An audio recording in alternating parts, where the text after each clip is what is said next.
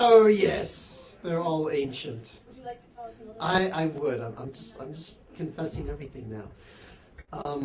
Well, when I first came to Boston, it was not to do any theater or anything of that sort. It was to go to graduate school and study philosophy, which is how I rake in the big bucks. And one of the things that was going on in graduate school was this realization that this whole tradition of imagining that the structure of language that we use to describe reality had anything to do with reality. So I'm sure those of you who've studied basic grammar, you understand that sentences have subjects and verbs, and sometimes they have objects and prepositions and all of that other stuff.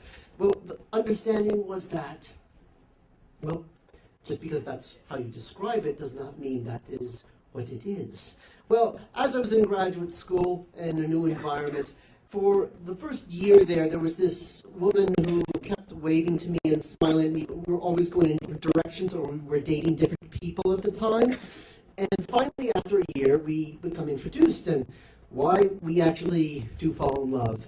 And finally, Thanksgiving comes around, and she invites me to come with her Thanksgiving to stay with her family.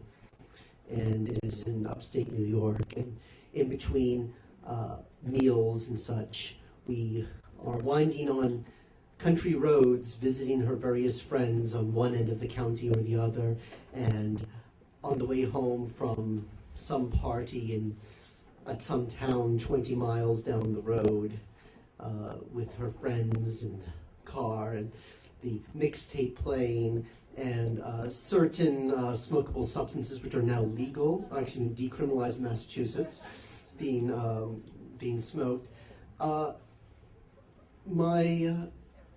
My girlfriend suddenly says, you know, this is wonderful. My friends, my favorite tunes, the love of my life. We're all here.